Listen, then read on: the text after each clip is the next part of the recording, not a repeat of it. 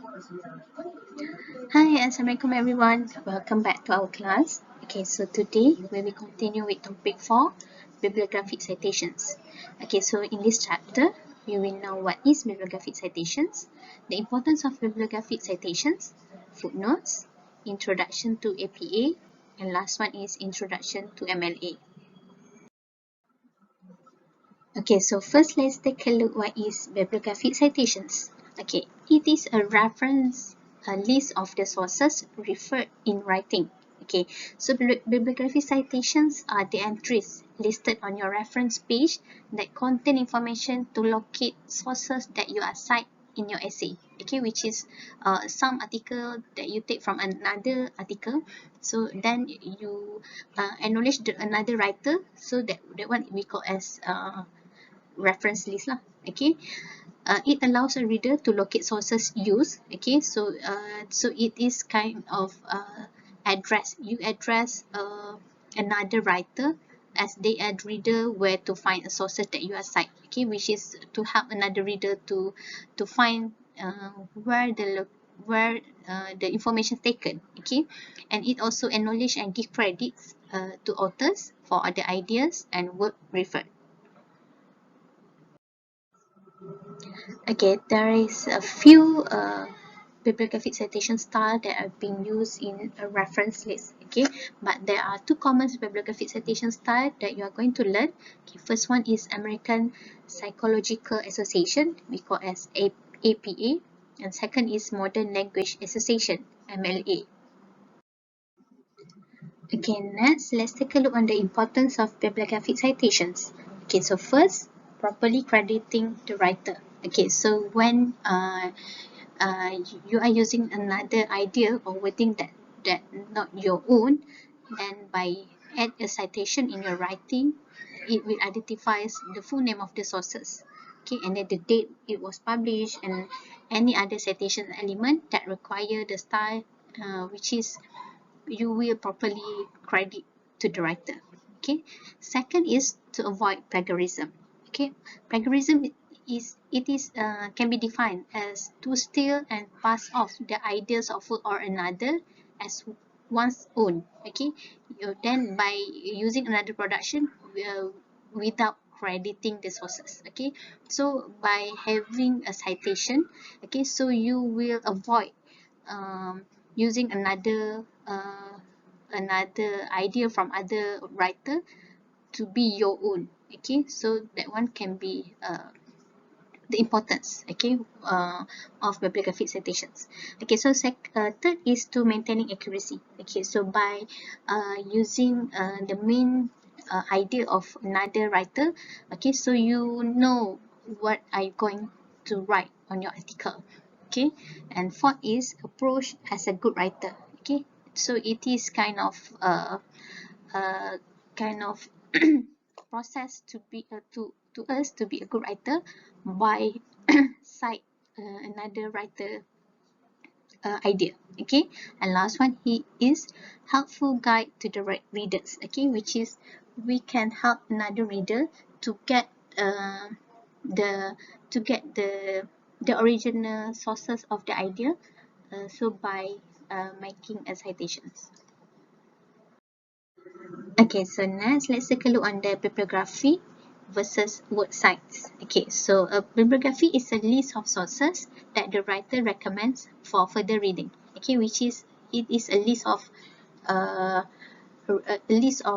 reference for future researcher to read the article. Okay, and then a word cite is a list of sources that were included in the author's writing. Okay, all the information, all the reference that have been used by the writer, that one we call as a word cite.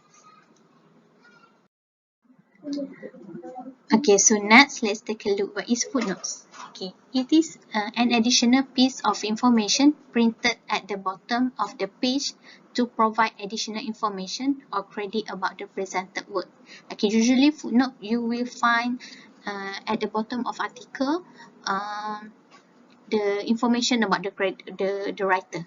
Okay, a footnote is a note at the bottom page of a page in a book which provide more detailed information about something that is mentioned on that page. Okay, there are two types of footnotes. First one is content footnotes. Okay, it provide additional information in the text. Okay, meanwhile, copyright permission footnote used to give credit to the source for long quotations, a table or graph, or other lengthy information. Okay, so next let's take a look what is endnotes. An endnote is source citation that refers the readers to a specific place at the end of the paper where they can find out the source of information or words quoted or mentioned in the paper. Okay, usually when using endnotes, a sentence or summarized material is quoted or paraphrased and followed by a superscript number.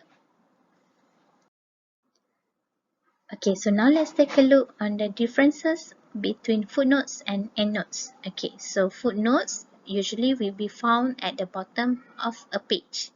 Okay, and then footnotes will appear on the bottom of the page that contains the sentence to which it refers. Okay, and then endnotes it locate at the end of a complete document. Okay, maknanya dekat akhir tu baru kita jumpa endnotes. Okay, then endnotes are listed at the end of the paper on separate pages. Okay, which is all the list of article or writer that have been used for that has been referred, kita akan letak dalam another separate paper. But meanwhile, kalau footnote ni kita jumpa at the bottom of a page. Dalam page yang sama, kat bawah sekali, then we will see the footnotes. Okay.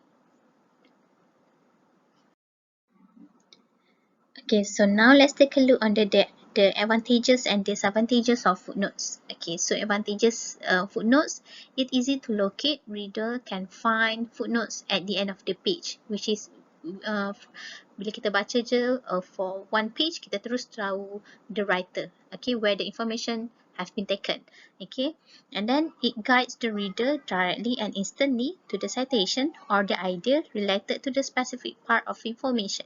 Okay, so from the paragraph, then kita terus tahu siapa the main main idea daripada main idea daripada siapa. Okay, and then third, readers can quickly look down at the end of the page to find the extra information or identify a source. Okay, which is kita terus boleh tengok dalam satu page, kita boleh terus tahu siapa dia punya writer. Okay, but the disadvantages dia, okay, using too many footnotes in one page may clutter the page and make it difficult to read. Of course lah, bila too much references ataupun citation yang kita letak dekat footnotes, so benda tu macam nampak crowded. Okay, it adding a lot of information in one footnote may dominate the page and distract reader from the main subject. Of course, bila too much citation on that page, okay, it will distract the reader to focus on the main subject. Okay, and last one is if there are multiple columns, chart or table, short footnote will be lost and need to move to another place. Okay, which is sometimes the information tak muat, too crowded dalam satu page, so dia akan remove to another place, which is kita tak nampak lah benda tu. Okay, so this is the advantages and the disadvantages of endnotes. Okay, so first advantages of endnotes is readers can check all detailed and supplementary information in one located section of the paper. Okay, sebabnya dikata tadi endnotes kita akan ada separate on separate page, which is all the list of writer yang kita akan letak kat situ. Tu adalah endnotes. Okay, so senang untuk kita check juga sebab semua information dekat satu page. Okay, and then second is readers can read all the notes at once. Okay, which is kita boleh terus baca notes tu sekali lah. Okay, and the disadvantages for endnotes, the readers must go to another part of section to get detailed information. This could be distracting. Okay, which is dia punya disadvantages adalah bila kita baca the information, okay, and then kita nak tahu siapa dia punya writer, okay, where the information taken, so we need to go for the last page to get the information. Okay, benda tu akan distract lah. Okay, and last disadvantages for endnotes, Using endnotes can be confusing sometimes if there are different chapters. Readers might need to remember chapters number and add the endnotes number to be able to find the correct endnotes. Okay, which is usually bila kita guna endnotes, kita akan letak numbering. Number tu refer to that writer. Okay, so kat situ lah sometimes reader itself dia akan ada difficulty bila dia nak memorize. Okay, number berapa tadi dia nak tengok contoh, dan dia kena referring kepada last page for endnotes untuk dia tengok the writer daripada siapa. Okay, so next let's take a look on the general rules for citing author's name.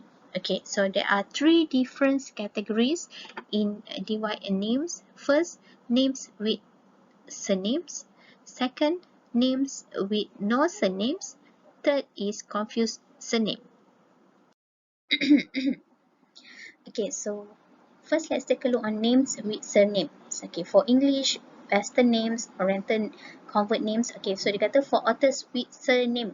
Okay, authors yang ada surname, which is dia kata the surname are cite first. Okay, nama akhir dia kita akan guna sebagai first, followed by given names. Okay, given ni adalah nama yang depan. Okay, and then followed by their middle name, if any. Okay, nama yang kat tengah. Okay, for example, kita tengok John Wayne. Okay, or Robert Louis Stevenson. Okay, so the correct citation would be, okay, so correct citation untuk John Wayne ni, okay, akan jadi Wayne, John. Okay, Wayne, John, or ataupun Wayne, J, full stop. Kena ada full stop. Kalau letak J saja kena ada full stop. Or else kena aja full John ni. Okay, so untuk John Wayne tu dia boleh ada dua bila kita cite. Okay, sama ada Wayne, John or Wayne, J, full stop. Okay, dan untuk Robert Louis Stevenson ni, dia akan jadi Stevenson, Robert Louis. Okay, which is korang nampak lah bila Robert Louis Stevenson ni, last name dia adalah dia punya surname. Okay, so kita buat dia jadi first. Okay, and then followed by first, Robert, and middle, Louis. Okay, or ataupun Stevenson, R, full stop, L, full stop. Ni cara untuk buat citation. Okay, for English Western name, Oriental convert names. Okay, so tadi adalah untuk Western names. Okay, so ni names with surnames for Chinese. Okay, so dia kata a bit different from Western or English names. Their surname are already placed in front of their name. Okay, usually kalau for Chinese, their surname tu nama family kita dah letak front of their name, nama depan dia tu. Okay, so the citation would be their first name first, followed by author's initial. Okay, so tak ada masalah lah. Maknanya yang first tu adalah dia punya first kali. Okay, for example, Lee Chong Wei. Okay, so kita cite as Lee.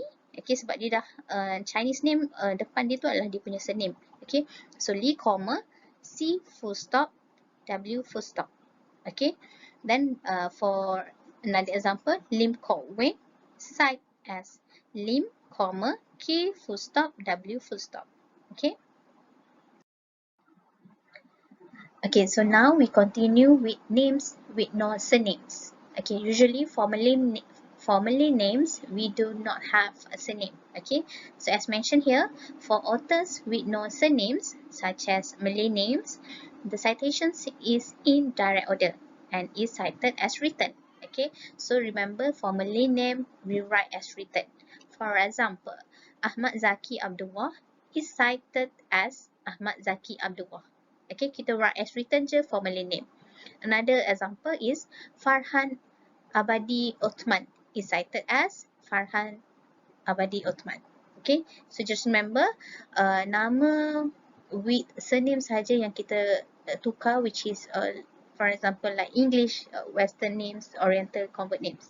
Okay, yang tu kita switch. Okay, which is kita ambil last name, kita bawa ke depan. And then for Chinese names, sebab surname dia dah memang dekat depan, so kita just yang nama belakang dia tu kita buat initial je lah. Okay, and then names with no surname ni macam nama Melayu, kita write as written. Okay, Okay, so last for this part, confused names. Okay, so confused names are those names that are confused between surnames or non-surnames. Okay, sometimes we receive names yang kita confused. Ni ada surname ke tak? Okay, contoh nama yang kita tak familiar lah, bukan nak kata dia Chinese pun tak, nak kata dia English pun tak. Okay, so dia kata the rule that if it is difficult to determine the surname in a name, choose the last name as the surname. Okay, we choose last name as the surname. For example, Ma Si Chiang, the cited form would be Si Chiang, Ma. Okay, which is kita akan ambil juga nama last dia sebagai dia punya surname, comma, dan letakkan nama dia, nama first dia. Okay, Pham Phrang Kam. Okay, the cited would be Kam Pham Phrang. Okay, so tu untuk confuse surname. Okay. So kita akan stop dulu sampai sini for chapter 4. We will continue with chapter 4 part 2 by next week. Okay. So thank you everyone. Kita jumpa lagi next week. Bye.